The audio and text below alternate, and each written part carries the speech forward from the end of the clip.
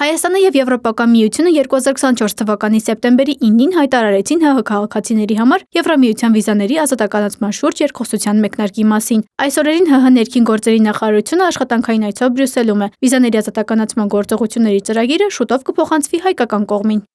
Մեր զրուցակիցների դիրքորոշումները այս թեմայի շուրջ տրամագծորեն տարբերվում են։ Վիզաների ազատականացմամբ ըստ էության Եվրամիությունը խրախուսում է ավելի մոտ հարաբերությունները Եվրամիության հետ, բայց նաև դրա դիմաց բնականաբար նաև որոշ պահանջներ ունենում ըստ աշխարհաքաղաքական իր շահերի։ Հայաստանը խնդիր ունի այս պահին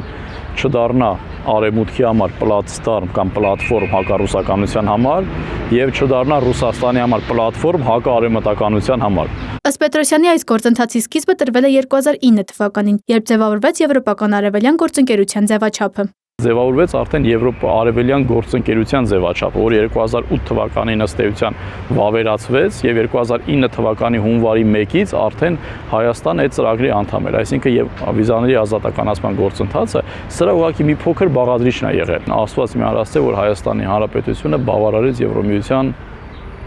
պահանջները այս խառը տուրբուլենտ իրականության ժամանակ։ Ամենանայվ ցավոտ օրինակը Ուկրաինան է։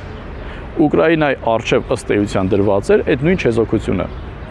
մի դարձիր պլատֆորմ Ռուսաստանի դեմ։ Քաղաքագետ Ղևոնդյանի կարծիքով ազատականացման գործընթացը Հայաստանի բարեփոխումների արդյունքն է։ Դա առաջին հերթին Հայաստանի Հանրապետության շահերից է բխում։ Եվրամիության սահմանն են եւ Հայաստանը եւ Վրաստանը եւ Եվրամիությունը նորմալ է, որ անհանգստանում է իր սահմաններին ժողովրդավարության որակի, տնտեսական հաջողությունների, հաջողված երկիր ունենալու եւ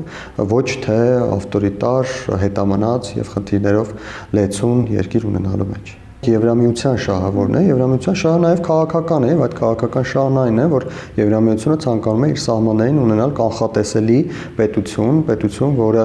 գլխացավանք չի դառնա իրենց համար, չի դառնա օրինակ Բելարուս իրենց համար, չի դառնա Ադրբեջան իրենց համար, թեև նրանք Ադրբեջանի հետ բավական հաջող համագործակցում են, այնուամենայնիվ Ադրբեջանը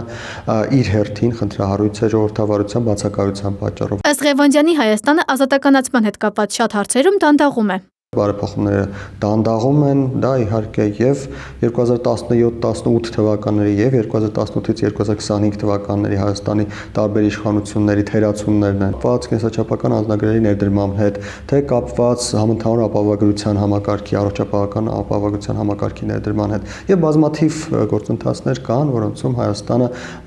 վաղուց պետք է այդ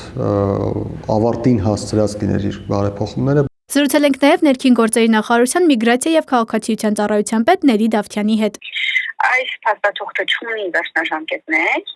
եւ առհասարակ այս բանակցային փուլը չունի ժամկետայնություն։ Խնդիրը շատ պարզ է, ինչը որ ներառված կլինի գործողությունների ծրագրով, դա պետք է 100%-ով կատարված լինի։ Նոր միայն կարող ենք ուրեմն ունենալ ազատ վիզային ռեժիմ, եւ որքան էլ մենք ինտենսիվ աշխատենք, խոսքը ոչ մեկ տարվա, ոչ էլ 2 տարվա մասին է, այստեղ սա ավելի երկար տևող process է։ Բրեսկ որպես այդպեսին մեր անդաղկոտությունը կարող ենք դիտարկել անօրինական միգրացիայի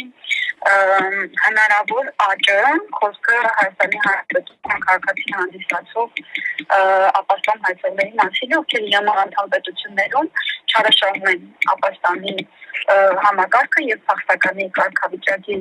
տրամադրման հնարավորությունը, նույնիսկ ազատականացման պայմաններում սա կարող է հետքայլի առիթ դառնալ, պատճառ դառնալ եւ կա նաեւ ազատականացումը չեղարկելու